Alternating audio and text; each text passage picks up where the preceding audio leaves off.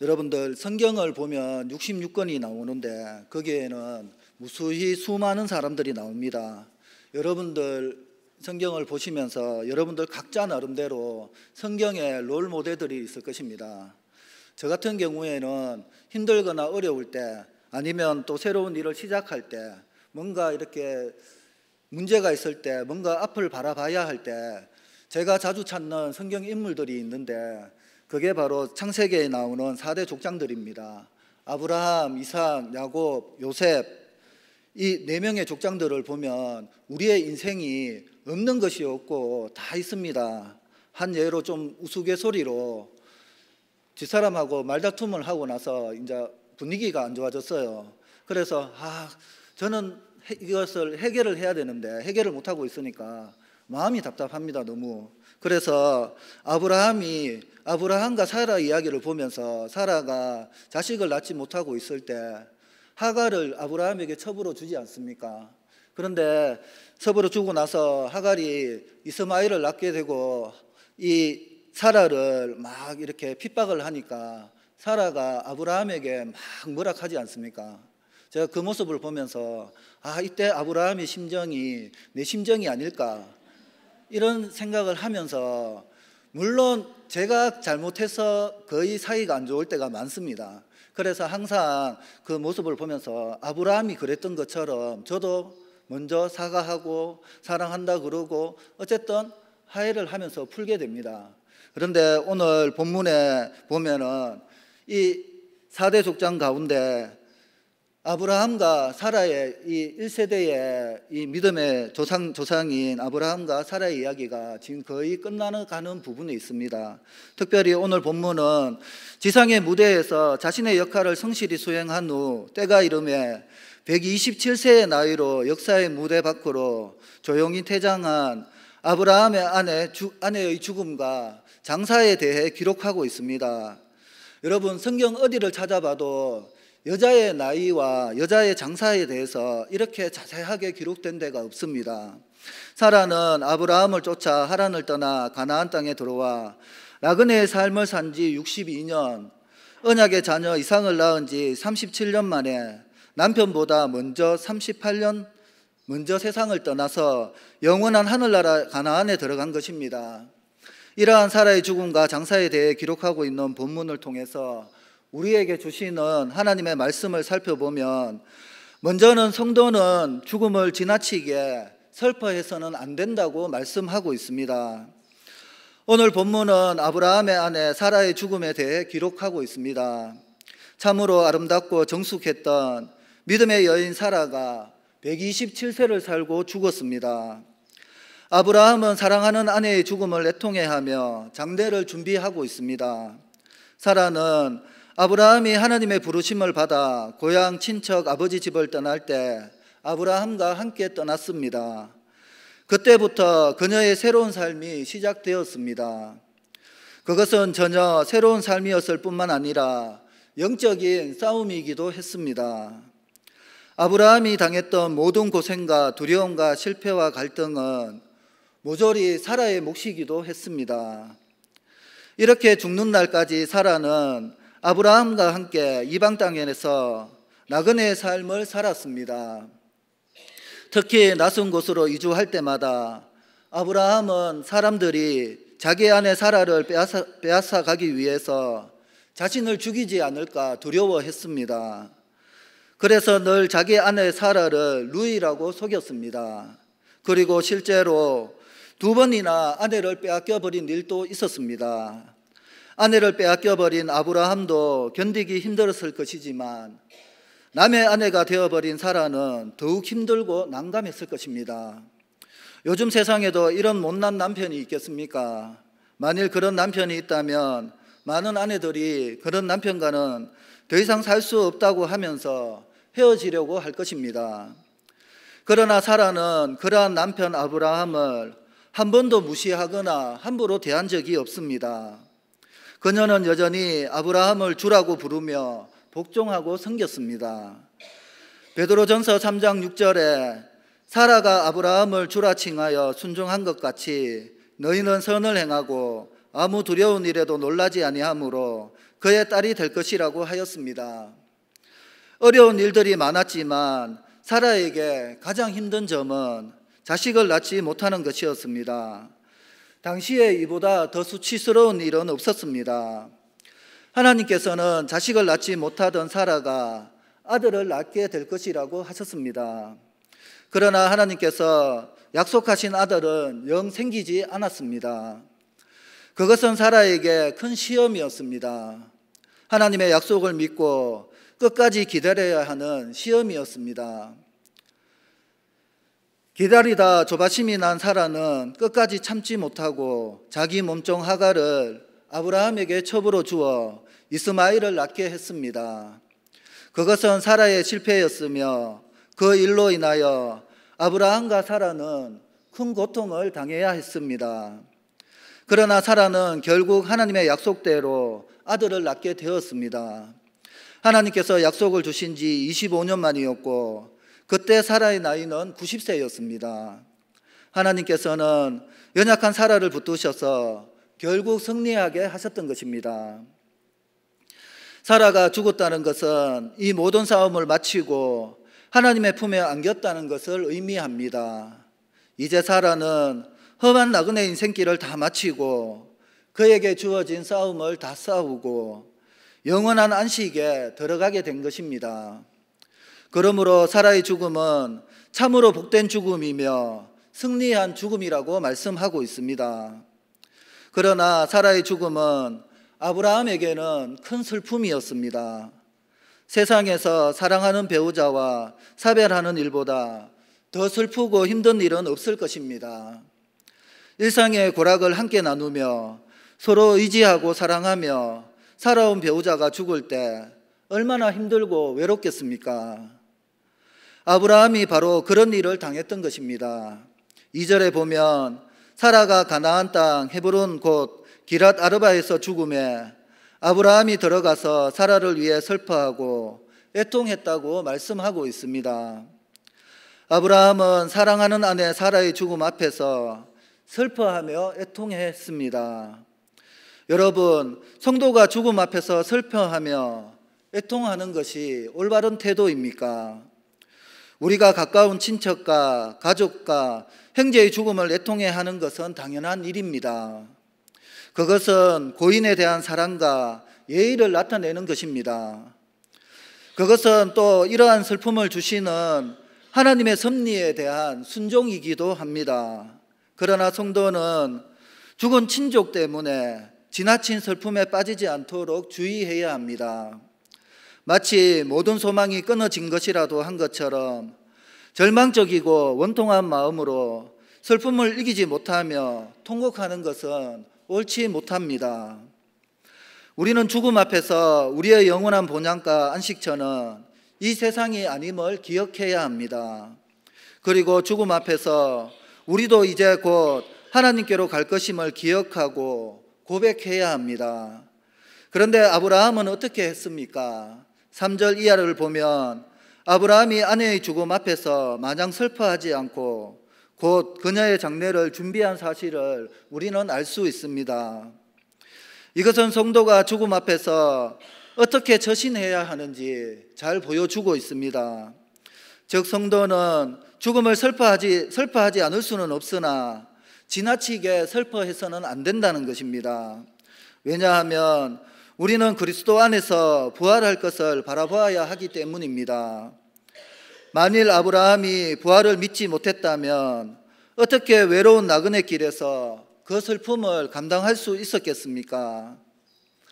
사실 세상 사람들이 다른 사람의 죽음 앞에서 극도로 슬퍼하는 것은 부활이나 내세의 소망이 없으므로 그 죽음이 그와의 영원한 이별이라고 생각하는 동시에 자신도 언젠가는 아무런 소망 없이 생을 마감해야 한다는 심적 부담감을 갖고 있기 때문이라고 말씀합니다. 그러나 우리는 죽음에 대하여 불신자들처럼 결코 절망하거나 체념하지 않습니다. 왜 그렇습니까? 성도들에게는 내세와 부활의 소망이 있기 때문입니다. 따라서 성도들은 부활과 내세에 대한 소망이 없는 자들과 같이 죽음 앞에서 지나치게 슬퍼해서는 안 되는 것입니다. 성도들은 오히려 비록 사랑하는 자의 죽음으로 그와 일시적으로 이별하지만 다시 만날 소망과 죽은 자의 복된 내세의 삶을 바라보면서 인간적인 슬픔을 극복하고 기쁜 마음으로 죽은 자를 보내야 하는 것입니다. 성도에게 죽음은 불행이 아니라 영원한 행복의 시작임을 기억할 때 우리는 죽음을 기쁨으로 대할 수 있는 것입니다. 데살로니가 전서 4장 13절 14절에 형제들아 자는 자들에 관하여는 너희가 알지 못함을 우리가 원하지 아니하노니 이는 소망 없는 다른 이와 같이 슬퍼하지 않게 하려 함이라.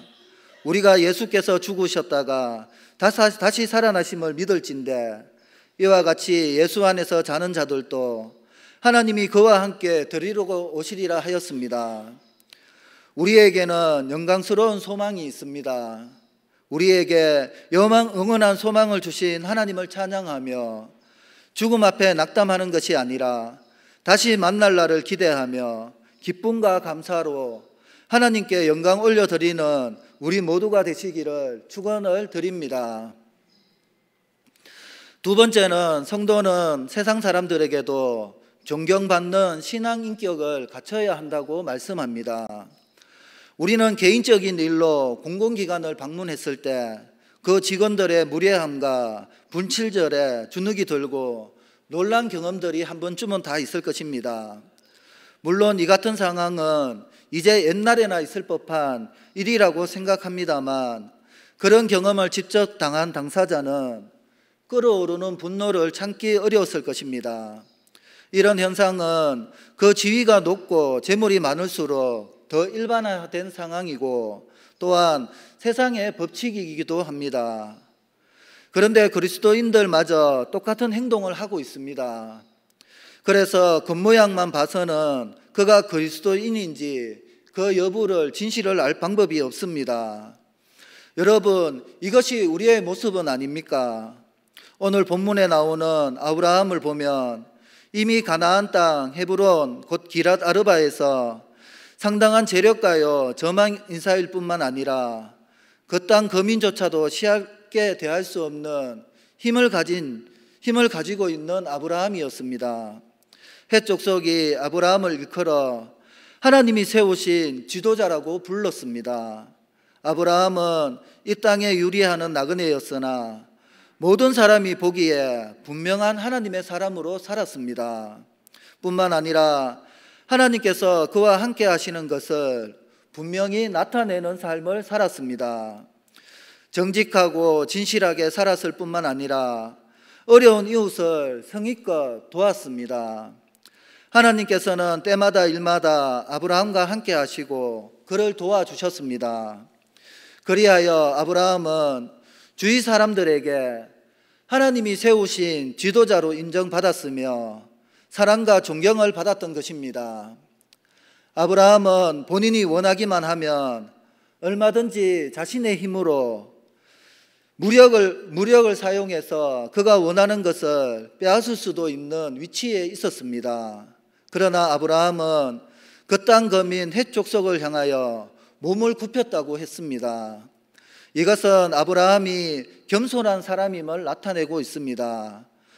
약한 자가 강한 자에게 먹이를 숙이는 것은 당연한 것이지만 강한 자가 약한 자에게 머리를 숙이는 것은 그 인격과 덕망이 갖추어져 있지 않으면 불가능한 일입니다.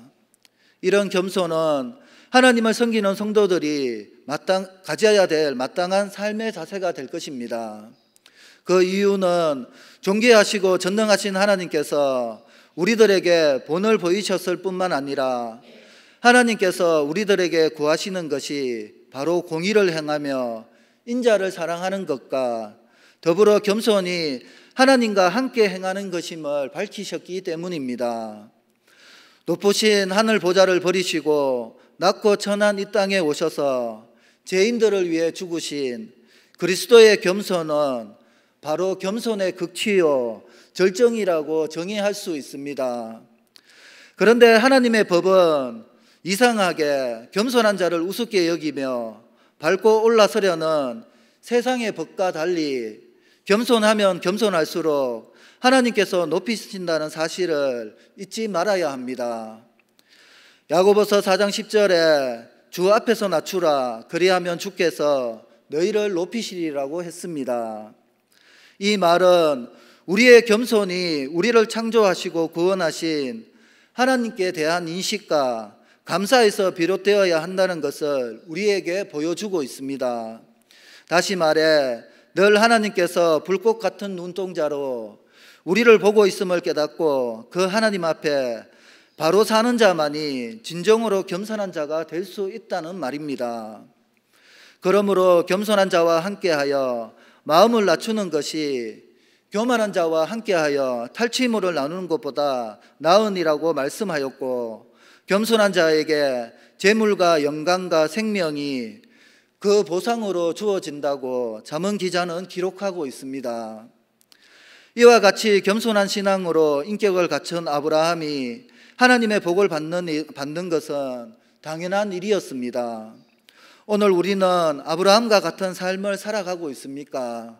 우리는 세상에서 반드시 거룩하고 구별된 성도로서 살아가야 할 것입니다. 세상과 타협하지 않고 믿음을 지키며 누가 봐도 하나님의 사람답게 행동하며 살아야 한다는 것입니다. 하나님께서 우리와 함께 하시는 것을 분명하게 보여주어야 합니다. 그러한 삶을 통해 우리들은 자기 주위 사람들을 감동시켜 자신을 존경케 할 만큼 훌륭하고 성숙한 인격을 갖추어야 합니다. 그리하여 세상 사람들로 하여금 우리의 행실을 보고 하나님께 영광 돌리며 그분을 믿을 수 있게 해야 합니다. 만일 성도라고 이름하는 자들이 세상 사람들과 동일하게 행동하거나 그들보다도 더 못하게 행동한다면 과연 어떻게 되겠습니까? 세상 사람들이 비웃으며 하나님을 욕하지 않겠습니까? 우리 금호제일교회 성도님들은 어디서나 특별한 사람들이 되어야 합니다. 하나님의 자녀의 백성된 자들로서 뛰어난 신앙 인격을 가지고 사람들을 감화시켜야 합니다. 안 믿는 사람들까지도 인정하지 않을 수 없는 성도님들이 되어야 합니다. 그래서 특별히 이번 7월 7일 태신자 초청 주일 때 우리가 기도하고 있는 모든 태신자들이 우리의 삶을 통해 교회로 초대되고 나와서 함께 예배드리며 하나님께 영광 돌려야 된다는 것입니다. 오늘 또 한 명이 우리 교회에 이렇게 전도되어서 오게 되었습니다. 그런데 제가 그 모습을 보고 또 아까 찬양 인도하시는 선생님이 이야기하시는 것을 제가 들으면서 어떤 생각이 들었냐 하면, 우리 교회는 이렇게 전도하는 이런 열심이 너무 열정적이다, 격정적이다라고 느낄 정도로 그런 생각을 하게 되었습니다. 왜냐하면 저번에 우리 유초동부에서 무비데이를 했지 않습니까? 그 무비데이를 통해서 제가 그날 잠깐 듣기로는 그 초청되어서 온 애들이 한 20명이 넘었다고 이야기를 들었거든요. 그런데 그 다음 주일날 열매를 맺은 영혼이 딱 한 명이었다라고 이야기를 하더라고요. 근데 제가 그걸 보면서 참 전도하는 게 이렇게 힘들고 어렵구나라는 생각을 했습니다. 그런데 제가 또 그 전도되어 온 친구가 누구냐 하면은 또 우리 예솔이 친구거든요. 근데 제가 왜 그런 생각을 했냐 하면은 그 예솔이가 그 친구 한 명을 전도하기 위해서 맨날 엄마와 같이 큐티하면서 항상 마지막에 기도하면서 하나님 헤라가 교회 나오게 해주세요 이렇게 막 기도를 하는 겁니다. 그리고 또 물론 이제 거기에 간사님이나 선생님들의 그 기도가 있었겠지만, 그리고 그 모습을 지켜보고 자신도 그것을 배우고 그렇게 이렇게 살아가는 모습을 보면서 제가 다 부끄럽게 느껴지더라고요. 나한테도 저러한 순수한 믿음이 있어야 되는데 나는 저런 순수한 믿음을 언제 잃어버렸을까, 이런 생각을 하게 되었습니다. 여러분들, 우리 교회가 하나님 앞에 맡겨드리고 여러분들이 지금 기도하고 그 영혼들을 위해서 열심히 전도하시기 바랍니다. 그렇다면 하나님의 때에 그 언젠가 그 영혼들이 다 나와서 여러분들과 저와 같이 그리고 우리 교회와 같이 함께 예배드리는 그날을 기대하면서 하나님께 영광 돌리는 우리 모두가 되시기를 축원을 드립니다. 마지막으로 성도는 신앙을 지키기 위해서는 대가를 반드시 치러야 한다고 말씀합니다. 아브라함은 어느 곳에서나 자유롭게 사라를 장사 지내라고 하는 햇사람들의 호의에도 불구하고 매장지를 구입하고자 했습니다. 그 매장지는 사라를 특별히 구별되게 장사 지내기 위한 것이었을 뿐만 아니라 후손들에게 자신들의 학과 믿음을 증거하기 위한 것이었습니다. 그런데 매장지를 구입하려는 아브라함에게 햇사람 에브론은 한사코 공짜로 그 매장지를 사용하라고 했습니다. 11절에 내 주여 그리 마시고 내 말을 들으소서. 내가 그 밭을 당신께 드리고 그 속의 굴도 내가 당신께 드리되 내가 내 동족 앞에서 당신께 드리오니 당신의 죽은 자를 장사하소서 하였습니다. 여러분들 같으면 어떻게 하시겠습니까? 아브라함은 이러한 호의를 정중하게 거절하고 정당한 값을 치르겠다고 했습니다. 12절 13절에 아브라함이 이에 그 땅 백성을 대하여 몸을 굽히고 그 땅의 백성이 듣는 데서 에브론에게 말하여 이르되 당신이 합당히 여기면 청하건대 내 말을 들으시오. 내가 그 밭값을 당신에게 주리니 당신은 내게서 받으시오. 내가 나의 죽은 자를 거기 장사하겠나라고 하였습니다. 왜 아브라함이 거저 주겠다는 호의를 거절하고 한사코 값을 치르겠다고 했습니까? 만일 공짜로 그 땅을 받았다가는 언제 다시 돌려달라고 할지 모를 일이었습니다. 불가피하게 그 땅을 사용해야 할 일이 생겼으니 미안하지만 되돌려 달라고 한다면 어떻게 하겠습니까? 뿐만 아니라 아브라함은 어디까지나 정당한 값을 치르는 것을 철칙으로 삼고 살아온 사람이었습니다. 우리가 다 알다시피 그들라 오멜의 연합군을 격파하고 소돔 왕이 빼앗겼던 모든 것을 찾아왔을 때도 아브라함은 그 모든 것을 가지라는 소돔 왕의 제의를 거절했습니다. 그 이유는 사람들이 아브라함은 소돔 왕 때문에 부자가 되었다라고 말하지 못하도록 하기 위해서였습니다. 그는 오직 하나님의 축복으로 살기를 원했던 것입니다. 성도는 세상에 살면서 무책임하고 공짜를 좋아해서는 안 됩니다. 하나님께서 우리에게 필요한 것을 얼마든지 선하게 공급하실 것을 믿는 성도가 어떤 거대한 태도를 가지고 살아갈 수 있겠습니까? 아브라함은 땅을 거저 주겠다는 제의를 거절하고 정당한 값을 치르겠다고 했습니다. 그러자 이 에브론은 기다렸다는 듯이 갑자기 터무니없는 값을 불렀습니다. 땅값으로 400세겔을 내라는 것이었습니다. 정확한 계산은 불가능하겠지만 이 400세겔은 대략 5년간의 품삯에 해당하는 금액입니다. 바가지를 씌워도 너무 지나치게 씌웠던 것입니다. 실제로 아브라함은 그가 말한 대로 동굴만을 사려고 했지만 땅의 주인은 햇사람 에브론은 그 동굴이 있는 밭 전체를 팔려고 했습니다. 왜냐하면 그렇게 해야 납세와 군사적 의무가 면제되었기 때문입니다. 그는 3번씩이나 그대로 주겠다고 했지만 그것은 일종의 상술이었습니다. 아브라함이 급히 매장지를 구한다는 사실을 알아챈 에브론은 터무니없이 높은 가격을 불렀지만 아브라함은 두말 없이 그가 요구한 값을 치르고 그 땅을 구입했습니다. 사람들은 이 일을 두고 아브라함이 바가지를 썼다고 비웃었을 것입니다. 그러나 아브라함에게는 그렇게 해야 할 중요한 이유가 있었습니다.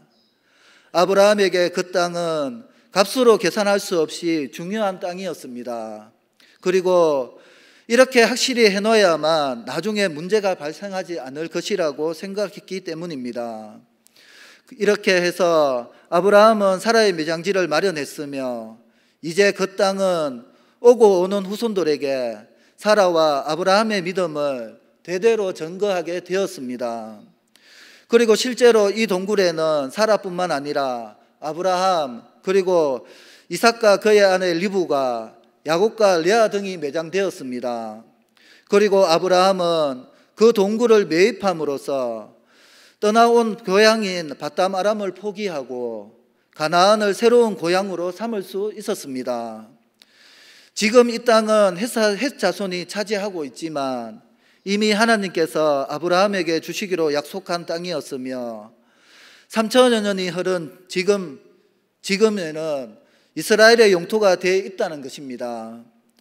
여기서 한 가지 유의해야 할 것은 아브라함이 비싸게 사들인 막벨라 동굴은 약속의 땅에 대한 하나님의 약속을 소망하던 언약 백성이 최초로 소유한 땅이고, 그 땅은 언약 백성이 후세대까지 물려주었다라는 사실입니다.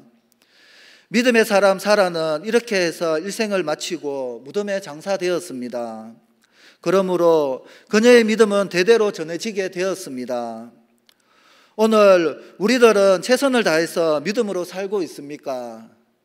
여러분의 생애를 마감하고 하나님 앞에 설 때 부끄러움과 후회가 없이 영광의 면류관을 받을 수 있겠습니까? 세상에 너무 깊이 빠지지 말고 믿음의 선한 싸움을 싸워 힘써 싸우는 우리 모두가 되어야 할 것입니다. 뿐만 아니라 신앙의 본이 아무리 비싸도 그 대가를 정정당당하게 지불해야 할 것입니다. 여러분이 삶을 마치고 하나님 나라에 들어간 후에도 사랑하는 자녀들이 여러분의 믿음을 기리며 그 믿음을 본받아 하나님 앞에서 충성되이 살아가기를 축원을 드립니다. 말씀을 정리하겠습니다. 아브라함과 사라는 하나님의 부르심을 받아 고향인 밧담 아람을 떠나 가나안으로 온 이후 사라가 죽을 때까지 60년 동안을 이방 땅에서 나그네로 살았습니다. 그러나 사라가 죽었을 때 그에게는 죽은 아내를 장사 지낼 만한 단 한 평도 없었습니다. 그러나 그들은 믿음으로 하나님께서 약속하신 아들을 얻었습니다. 아브라함은 독자 이삭을 번제로 바치라는 어려운 시험도 믿음으로 이겨냈습니다. 그리고 사라는 믿음의 싸움을 다 마치고 마침내 영광스럽고 영원한 하나님 나라에 들어갔습니다. 사라의 생애는 믿음으로 승리한 생애였습니다. 아브라함은 많은 복을 받았지만 가나안 땅에서 한 평의 땅도 소유하지 않았습니다. 그러나 그는 끝까지 믿음을 지키는 일에 최선을 다했습니다. 오늘 우리들은 어떻습니까? 세상에 너무 빠져 있지는 않습니까? 세상에서 출세하고 유능한 사람으로 인정받는 것도 중요합니다. 그러나 끝까지 믿음을 지키는 것이 가장 중요하다고 말씀합니다. 무슨 일을 하든지 하나님 백성다운 모습으로 사는 것이 중요합니다. 세상 사람들에게도 인정받는 삶을 살아야 합니다. 그러나 무엇보다 중요한 것은 하나님께서 인정하는 삶을 사는 것입니다. 아브라함과 사라는 그러한 삶을 살았습니다. 어떻게 사느냐 하는 것도 중요하지만 어떻게 죽느냐 하는 것은 더 중요합니다. 죽을 때까지 변함없이 믿음을 지키는 것이 가장 중요합니다. 열심히 신앙생활 하다가 마지막에 탈선하거나 실패하는 사람들이 있습니다. 그렇게 되면 그 사람이 그동안 열심히 신앙생활하며 충성한 것은 모두 헛것이 되고 맙니다.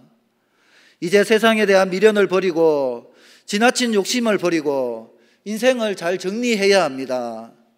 더욱 하나님 섬기는 일에 힘써야 합니다. 다음 세대를 위해 신앙의 유산을 물려주는 일을 준비해야 합니다. 이렇게 살면 하나님 나라에서 영광스러운 상을 받게 될 것입니다. 우리의 인생은 승리한 인생이 될 것입니다. 하나님께서 부르실 때 후회 없이 기쁨으로 나아갈 수 있는 믿음으로 잘 준비해서 행동으로 옮기는 우리 모두가 되시기를 축원을 드립니다. 기도하겠습니다. 하나님 아버지의 은혜를 감사드립니다. 오늘 말씀처럼 죽음 앞에 우리 믿는 자들은 너무 슬퍼하지 말고 다시 만날 날을 기대하며 소망을 가지고 살아가게 도와주시옵고, 겸손함으로 신앙 인격을 갖춰 우리 삶을 통해 믿지 않는 자들이 돌아오게 도와주시옵고, 우리의 신앙을 지키기 위해 비싼 대가를 치르더라도 인내하며 승리하게 도와주시옵소서. 감사드리며 예수님의 이름으로 기도드리옵나이다. 아멘.